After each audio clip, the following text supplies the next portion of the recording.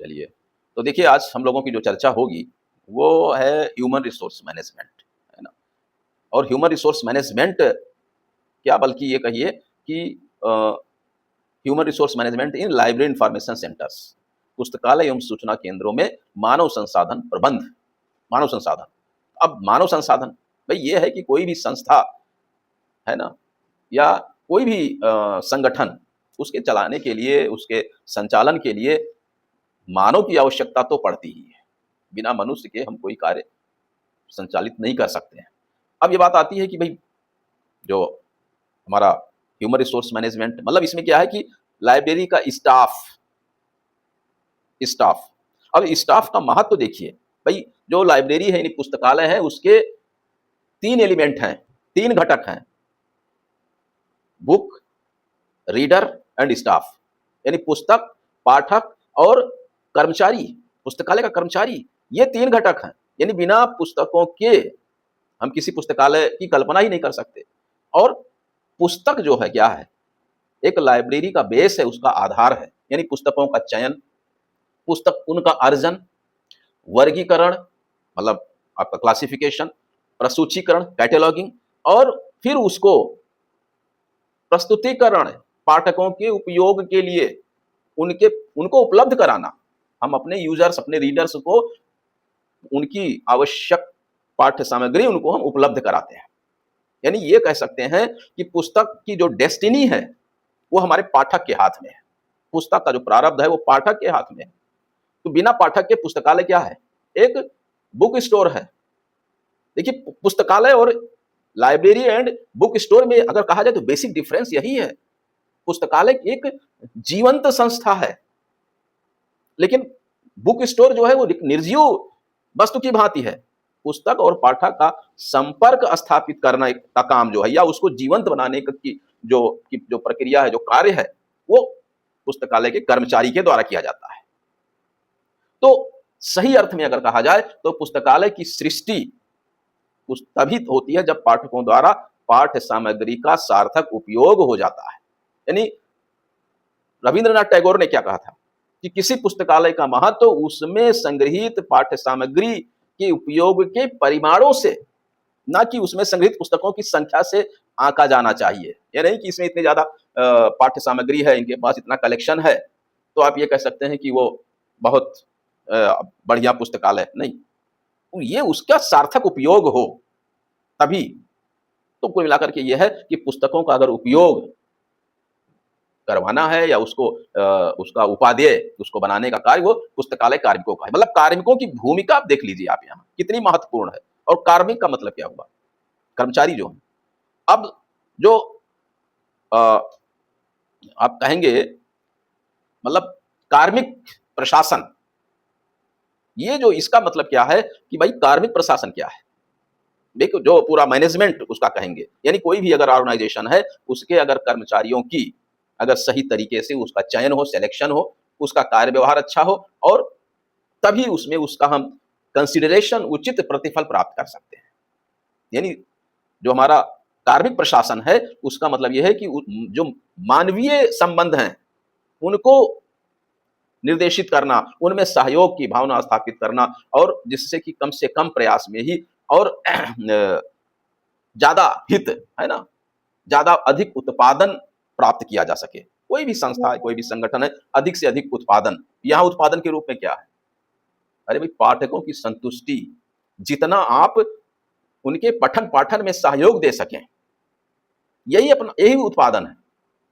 Library का जो production है, वो यही है कि हम अपने पाठकों को कितना अधिक उनको हम पढ़ा सकें, वहां पढ़ने के लिए कितनी अच्छी व्यवस्था दे सकें, कितना उनको प्रेरित कर सकें, और कितना चीज उनके लिए उपलब्ध करा सकें, उनको कितना हम संतुष्ट कर सकें उनकी पढ़ने की चीजों से। ये तो अब इसमें कार्मिक प्रशासन है, उसका अगर उद्देश्य देखा जाए तो उसमें यही है कि मैक्सिमम कंसिडरेशन, और जो हमारे स्टाफ हैं उनकी क्षमताओं का विकास हो, और खास करके मिलजुल कर काम करने की भावना, ये इसका उद्देश्य है। अब इसमें अगर कहा जाए जो हमारा कार्मिक प्रशासन है, उसका मुख्य यानी प्रमुख उनका मेन जो फंक्शन है वो क्या है?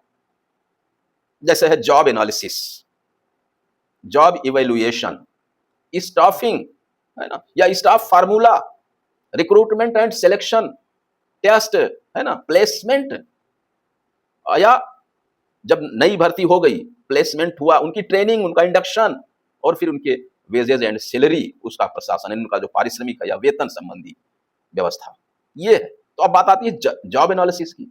जॉब एनालिसिस क्या है? यानी ये जॉब एनालिसिस या कार्य विश्लेषण। कार्य विश्लेषण क्या है? कार्य विश्लेषण के द्वारा यह पता लगाया जाता है कि क्या कार्य करना है और उसको करने के सबसे सही विधि क्या है, और इसमें कि उस कार्य को संतोषजनक रूप से करने के लिए कौन कौन सी योग्यता, कौन कौन सी क्वालिटी, एलिजिबिलिटी, कौन इसकी आवश्यकता है। और फिर इसके लिए यह है कि भाई जो भी हमारा जो मतलब कर्मचारियों में उत्तरदायित्व की भावना, रिस्पॉन्सिबिलिटी हो, और उनके द्वारा कोई भी अगर उनकी सूचना, कोई भी किसी कार्य को किस तरीके से किया जाना है, तो वो सब चीजें, यानी जो कार्य विश्लेषण है, कार्य विश्लेषण का यही है कि भाई क्या कार्य करना है वो, और उसकी सही तरीका क्या है, ये है जॉब की एनालिसिस। विश्लेषण मीन्स एनालिसिस। तो आप देखिए एनालिसिस में मतलब इसका जो, इसके लाभ क्या है, इसके द्वारा क्या है कि जो जो लेबर है, जो हमारा श्रम है, वो एक प्रकार से मूर्त रूप से परिभाषित होती है, और प्रत्येक कार्य में कर्तव्य और उत्तरदायित्व सुनिश्चित हो जाते हैं। मतलब हमारी ड्यूटी क्या है, हमारी रिस्पॉन्सिबिलिटी क्या है, और इस तरीके से ये होता है कि ये जो हमारा ऑर्गेनाइजेशन है, जो हमारा संगठन है, इसमें नियोजन में सहायक होता है, उनमें समन्वय प्रदान करता है, कोऑर्डिनेशन।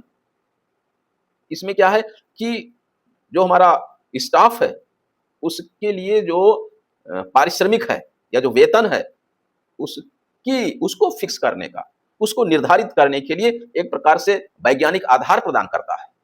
भाई किस लेवल का किसका काम है, किस लेवल, किस काम के लिए किस क्वालिटी के, किस क्वालिफिकेशन के लोगों को आपको वहां पर पदस्थापित करना है, इसके अनुसार तो वेतन का निर्धारण होगा। नहीं तो अब जो वेतन बुक अटेंडेंट का वही वेतन असिस्टेंट लाइब्रेरियन का या लाइब्रेरियन का हो जाएगा, तो ये तो कोई बात नहीं हुई। ये चीजें मतलब ये जॉब एनालिसिस से हो पाता है। और अब ये नहीं है कि जॉब एनालिसिस का मतलब ये हो गया कि वेतन निर्धारण के लिए, जॉब एनालिसिस का तो मतलब ये हुआ कि क्या कार्य करना है और उसको करने के लिए सर्वश्रेष्ठ जो उसकी तरीके हैं, उसकी विधि क्या है, ये, और उसमें क्या योग्यता होनी चाहिए, ये है उसका कार्य विश्लेषण का मतलब।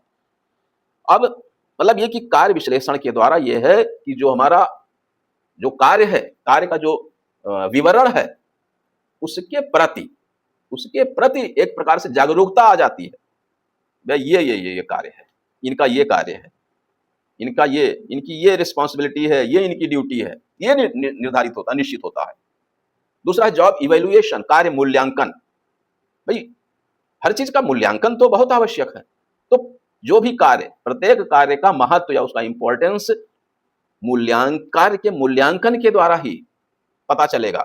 यानी कार्य का भाई उसकी जो है क्लासिफिकेशन सिस्टम से, या आप ये कह सकते हैं कलेक्टिव रिस्पॉन्सिबिलिटी, या उनमें तुलनात्मक कंपैरेटिव सिस्टम से ये पता चलता है कि भाई ये जॉब, इसका मतलब उसका मूल्यांकन हम कर सकते हैं। फिर आता है स्टाफिंग, कार्मिकों को तैयार करना। यानी ये जो है स्टाफिंग का मतलब यह है कि भाई इसमें हम कार्मिकों को अलग अलग वर्ग में बांटते हैं, उनका classification, professional, semi professional, non professional. यानी जो हमारे प्रोफेशनल स्टाफ, व्यावसायिक या सेमी प्रोफेशनल, अर्ध व्यावसायिक, और नॉन प्रोफेशनल यानी अव्यावसायिक, जिन्होंने लाइब्रेरी साइंस का कोई कोर्स नहीं किया हुआ है, लेकिन लाइब्रेरी में ऐसे भी स्टाफ होते हैं, वो क्या है, नॉन प्रोफेशनल। अब बात आती, पहले तो चलिए प्रोफेशनल क्या है। प्रोफेशनल में भी सीनियर है ना, उसमें भी जूनियर। अब देखिए प्रोफेशनल मीन्स, अगर एक विश्वविद्यालय पुस्तकालय के अंतर्गत ये भी देख लीजिए कि किस तरीके से प्रोफेशनल जो सीनियर होगा, यानी वो लाइब्रेरियन, जो विश्वविद्यालय का लाइब्रेरियन है, वो प्रोफेसर स्केल का। दूसरा डिप्टी लाइब्रेरियन, उसके नीचे का जस्ट डिप्टी लाइब्रेरियन, वो एसोसिएट प्रोफेसर। और असिस्टेंट लाइब्रेरियन वो असिस्टेंट प्रोफेसर या कॉलेज लाइब्रेरियन के समकक्ष होता है। ये क्या है? ये प्रोफेशनल्स हैं। अब उसमें भी आप जैसे सीनियर प्रोफेशनल असिस्टेंट है ना, या जूनियर प्रोफेशनल असिस्टेंट, इस तरीके की भी पद होते हैं जो हमारे टेक्निकल स्टाफ होता है। उनका नाम जैसे क्लासिफायर, कैटेलॉगर, ये सब अब तो प्रोफेशनल असिस्टेंट है ना, सेमी प्रोफेशनल असिस्टेंट, ये इस तरीके के पदनाम हो गए हैं। तो ये तो प्रोफेशनल्स हो गए। अब उसमें से अलग अलग तरह के पुस्तकालय की अलग अलग उनकी जो कलेक्शन या उनकी जो कार्य करने की विधि है, उनके तरीके हैं, उसके अनुसार पदों का विभाजन होता है या उसके अनुसार वहां पर पदों की संरचना की जाती है। भाई विश्वविद्यालय पुस्तकालय है तो वो तो प्रोफेसर स्किल का लाइब्रेरियन होगा, कॉलेज का है तो असिस्टेंट लाइब्रेरियन का हो गया। अब अगर कोई माध्यमिक लेवल का है तो अब आप लोग देख ही रहे हैं कि चाहे केवीएस की वैकेंसी हो, टीजीटी लेवल का होता है। तो ये उसकी संरचना। अब मान लीजिए कोई प्राथमिक विद्यालय में अगर है कोई वैकेंसी ऐसी भविष्य में आने की संभावना है तो वहां की लेवल का रहेगा। इस तरीके से होते हैं। लेकिन ये जो इस टाइप के जो पोस्ट है वो प्रोफेशनल है। अब आती बात सेमी प्रोफेशनल, जो ये खास करके ये होता है कि भाई जो कुछ टेक्निकल काम करते हैं लाइब्रेरीज में, वो सेमी प्रोफेशनल आप कह सकते हैं। और इसके बाद आता है non professional. Non professional means या अव्यावसायिक कहेंगे, वो जो आपके क्लर्कियल स्टाफ खास करके है ना, यूडीसी, एलडीसी, या आपकी जो बुक बाइंडर है ना, या आपका बुक लिफ्टर है ना, फोटोकॉपियर, ये सब जो है वो नॉन प्रोफेशनल्स होते हैं। और इसके बाद भी नॉन प्रोफेशनल और उसमें भी आपके जो कुछ दक्ष होते हैं ना, यानी जो उनको कहेंगे ये जो कुशल और अकुशल। तो कुशल में भाई जो जिनको कुछ टेक्निकल जानकारी होती है वो कुशल हो गए, और एक होते हैं अकुशल। अकुशल का मतलब कि जैसे माली है, चौकीदार है ना, या आपका प्यून है, ये सब जो है वो अकुशल श्रमिक के रूप में, कार्मिक के रूप में आते हैं। अब इसके बाद बात आती है स्टाफ फार्मूला, यानी कार्मिक सूत्र, स्टाफ फार्मूला, कर्मचारियों का एक फार्मूला बना दिया डॉक्टर एस.आर. रंगनाथन जी ने। अब आप देखिए कि ये जो फार्मूला उन्होंने दिया वो इस आधार पर कि भाई किस लाइब्रेरी में किस कार्य के लिए, कितने कार्य के लिए कितने कर्मचारी की आवश्यकता, ये फार्मूला उन्होंने निर्धारित किया। जैसे जो आपका यानी बुक, यानी जो आपका कह सकते हैं बुक के अर्जन के लिए, अधिग्रहण के लिए, परिग्रहण के लिए, एक्सेशन के लिए, उन्होंने ये कहा कि 6000 बुक पर ईयर अगर इतनी एक्सेसनिंग हो रही है तो एक व्यक्ति चाहिए। किसी लाइब्रेरी में यदि 6000 बुक के हिसाब से, मतलब प्रत्येक वर्ष यदि वहां 6000 बुक की एक्सेसनिंग की जाती है तो एक व्यक्ति। अब मान लीजिए किसी के यहाँ 12000 है, 2 व्यक्ति चाहिए। हर साल 12000, 10000, 12000 किताबें आ रही है तो 2 व्यक्ति वहां चाहिए। अब देखिए जो सर्कुलेशन सेक्शन है, इसको आप चाहे नोट कर सकते हैं कि जो आपका एक्सेशन मतलब जो अर्जन विभाग है, जो एक्विजिशन सेक्शन के लिए, उनमें है कि 6000 पुस्तक प्रतिवर्ष पर ईयर पर 6000, मतलब 6000 पुस्तक के एक्सेसनिंग के लिए एक व्यक्ति। और सर्कुलेशन सेक्शन मींस 1500 घंटे, 1500 घंटे अगर कोई भी लाइब्रेरी का जो गेट है, द्वार है, वो अगर 1500 घंटे खुला रखना है तो उसके लिए एक व्यक्ति। और लाइब्रेरियन या डिप्टी लाइब्रेरियन, उसमें भी वही है, 1500 जो आपका मतलब जो वर्किंग आवर है उसमें एक व्यक्ति। आपका जो वो है मेंटेनेंस सेक्शन के लिए, जो जहां उसका अनुरक्षण परिरक्षण होता है, मेंटेनेंस के लिए 3000 बुक्स की शेल्विंग और उसकी मरम्मत या रिपेयरिंग है ना, बाइंडिंग वगैरह उसकी सब है ना बुक की, उसके लिए 3000 बुक पर एक व्यक्ति।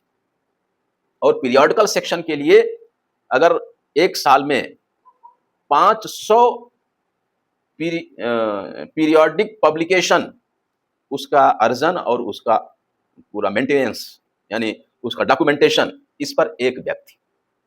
रेफरेंस सेक्शन के लिए अगर average 50 reader 50 reader per day एक व्यक्ति चाहिए वहाँ रेफरेंस सेक्शन के लिए। अगर आपका कोई रीडिंग हॉल है वहाँ 50 पाठक पर डे हैं तो उसके लिए एक व्यक्ति वहाँ चाहिए।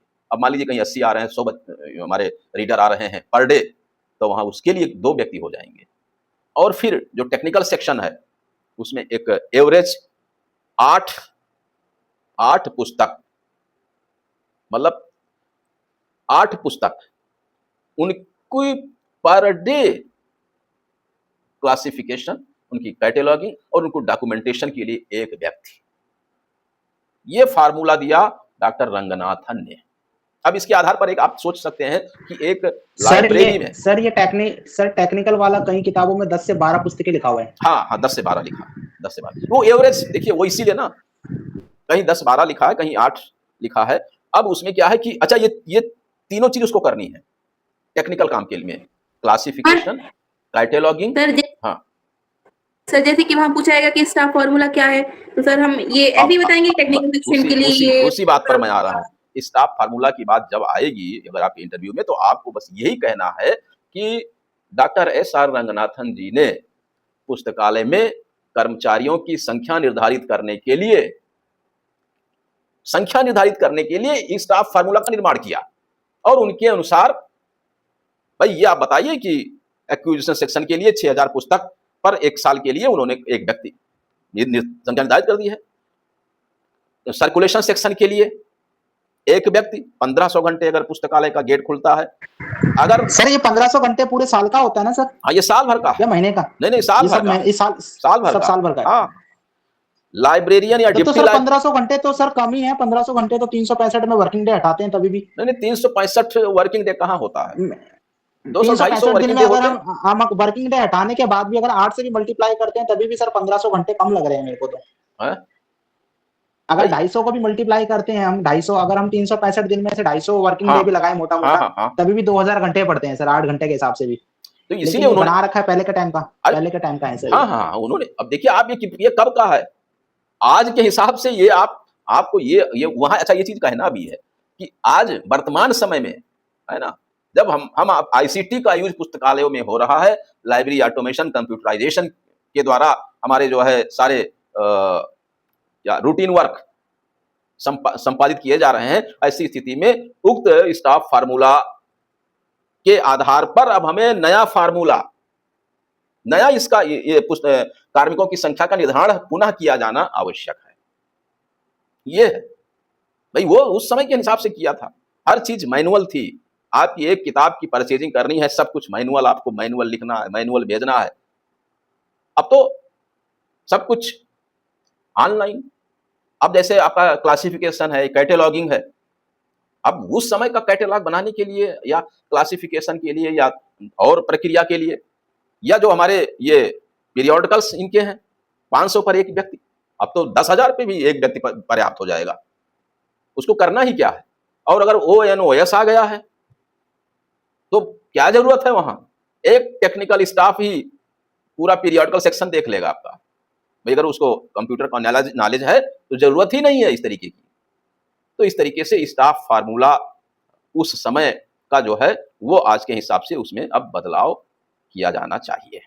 ये है मतलब अब उसमें तमाम चीजें भाई, प्रतिदिन पुस्तकालय का द्वार जो गेट खुलने का, खुला रखने की घंटों की संख्या क्या है, या हमारा जो प्रतिदिन यानी डेली हमारे जो रीडर्स हैं उनकी संख्या क्या है, पुस्तकालय में कितने ग्रंथ हैं, बुक्स हैं, उनकी संख्या, पूरे वर्ष में कितने वर्किंग डेज हैं, ये निकालना होगा।